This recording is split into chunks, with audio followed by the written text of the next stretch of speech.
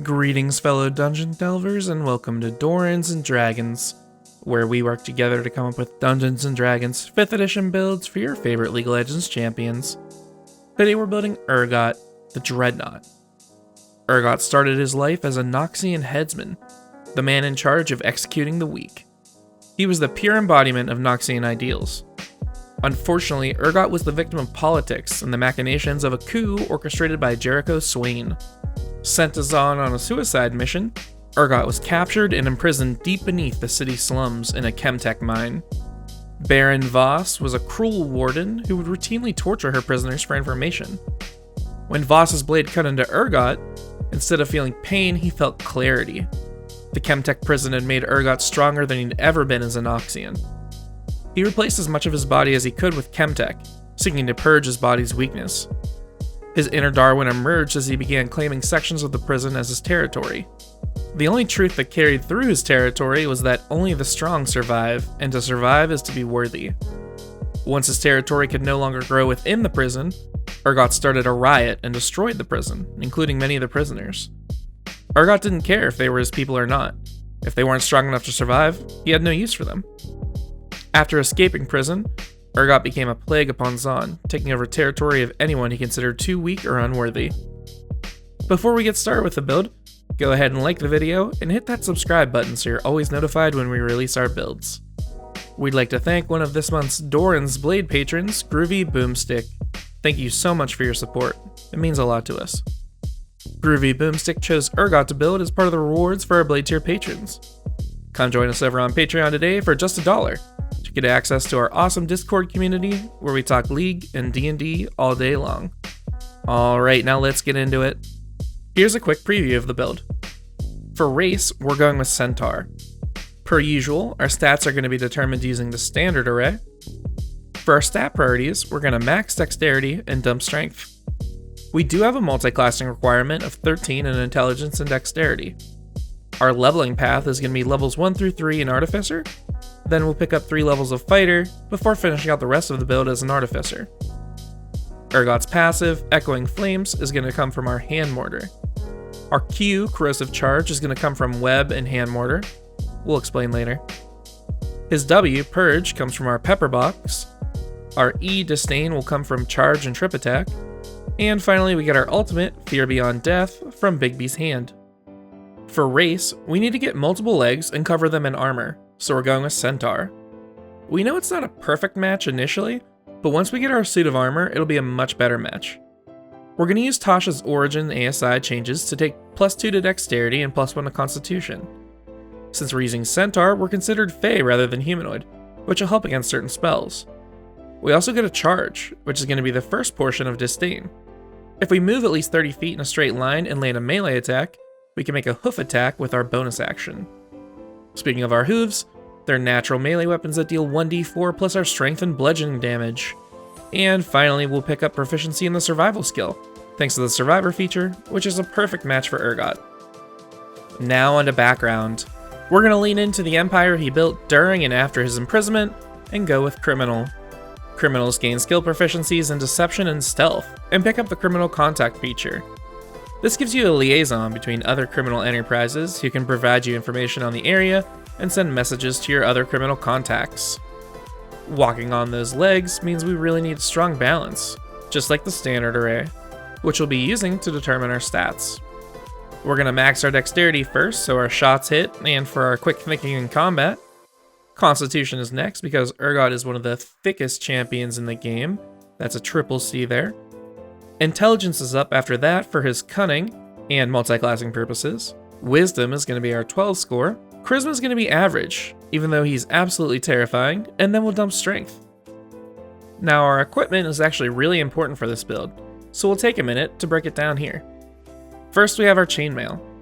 This is going to become important at level 3 when we unlock the Armorer subclass, but basically we want the chainmail to wrap around your whole body except for your head and left arm. Next, we're going to pick up some guns at level 6 when we go Gunslinger. The Hand Mortar is going to be the explosive AoE damage from our Echoing Flames passive.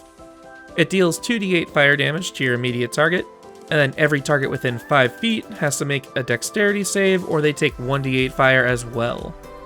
The Pepper Box is going to be the weapon we use to emulate our W, Purge.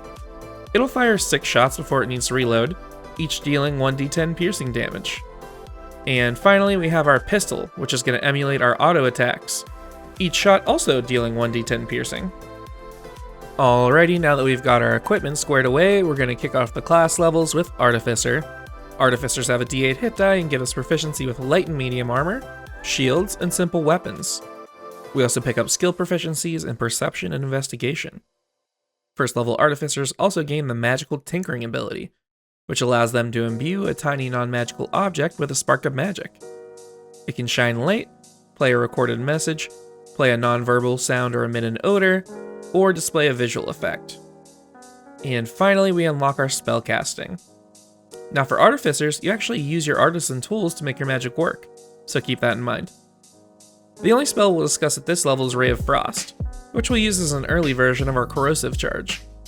This lets you fire a beam of blue light that deals 1d8 cold damage. But more importantly, it slows the target by 10 feet until the start of your next turn. Second level Artificers gain the ability to infuse items with their Artificer infusions. There's a few limitations on this that are listed out in the Artificer class table, but basically at the end of a long rest you can infuse an item with magic that lasts until you try to imbue more than you should, or you die. There's only 2 we'll need for this build, Enhanced Weapon and Enhanced Defense. Enhanced Weapon is going to give us a +1 to attack and damage rolls with whatever weapon we apply it to. Enhanced Defense is going to bump our Chainmail's AC by 1 as well. At level 10, both of these bonuses jump to be +2 instead. Level 3 Artificers choose their Artificer specialty and gain the right tool for the job. The right tool for the job lets you create a set of artisan tools magically, as long as you take an hour to do it. Now for our Artificer specialty, we're going with Armorer. This is going to give us a few features. Tools of the Trade will give us Smith tool proficiency. We'll pick up some fancy Armorer spells, and the Arcane Armor feature. Arcane Armor attaches our chainmail to us, and allows us to use it as a spellcasting focus. Now there are 2 variants of Arcane Armor we can use. We're going to go with Guardian, for the Thunder Gauntlets and Defensive Field. Thunder Gauntlets are melee weapons that deal 1d8 thunder damage, and have a soft taunt, causing disadvantage on any creature who attempts to attack someone other than you until the start of your next turn. The Defensive Field is going to be the shield given to us by our E, Disdain. As a bonus action, you gain temporary HP equal to your level in Artificer. This feature has charges based on your proficiency bonus, that recharge at the end of a long rest. Okay, so now that we've gotten our armor nice and snug around us, time to switch over to some levels in Fighter and pick up our weapons. Fighters have a d10 hit die, so this will be a nice little HP boost for the build, and we gain proficiency with martial weapons. We also gain a fighting style. We're going to lean on Tasha's again for superior technique, which will give us the trip attack maneuver and a d6 superiority die to use with it. This is going to be the final piece of the Disdain puzzle. We'll use our centaur charge, make a hoof attack, and then force a strength save on the creature with trip attack. If they fail the save, they're knocked prone. And finally, we get a little triumph proc with Second Wind. As a bonus action, you can heal yourself for 1d10 plus your fire level once per rest. Remember to use this feature before you burn your hit die. Second level fighters only get 1 feature, but it's one of the best features in the game, Action Surge. Once per rest, you can push yourself to the limit and take 2 actions on your turn. This will let us get a 4 attacks on our turn for Purge. For our final level in Fighter, we're going to choose our Martial Archetype. The Gunslinger is going to give us some awesome firearm mechanics, which we'll need to get Urgot's weapons online. First, we get Firearms Proficiency, which is necessary for obvious reasons.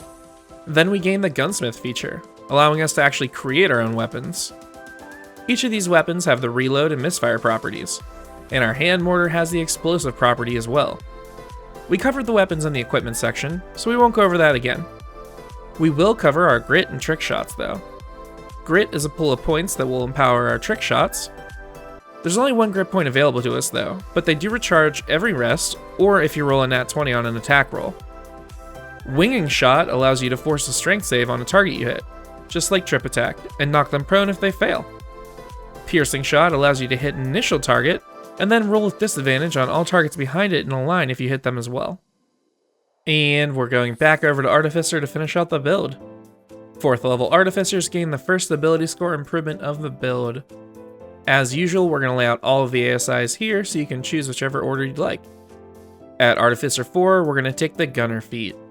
This is going to bump our dex by a point and remove that pesky 5-foot range dead zone that causes disadvantage. At Artificer 8, we'll pick up Tough, which will give us 2 HP per character level, giving us 40 by the end of the build.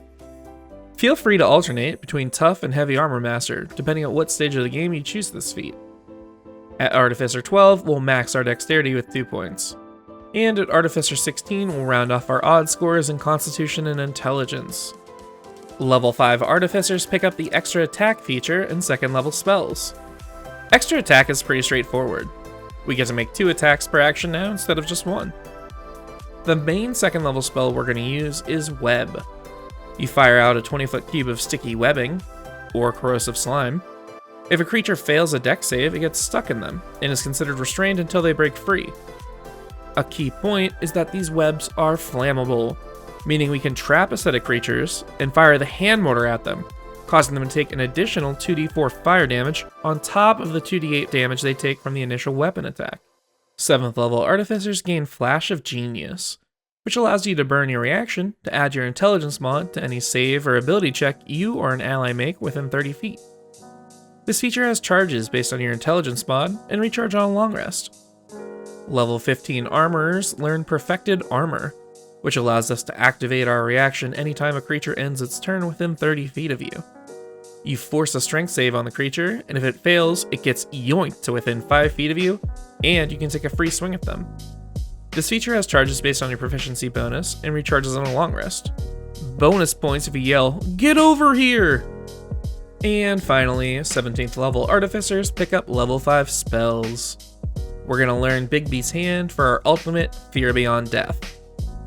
This is going to create a Spectral Hand, or Drill Bit, that we'll use with the Forceful Hand variant. You force an athletic checks on your target, with advantage if the creature is medium or smaller. If you succeed, you can pull the creature 15 feet towards you, then action surge and start purging away. Alright, now that we've completed the build, let's see how we did. First, the good.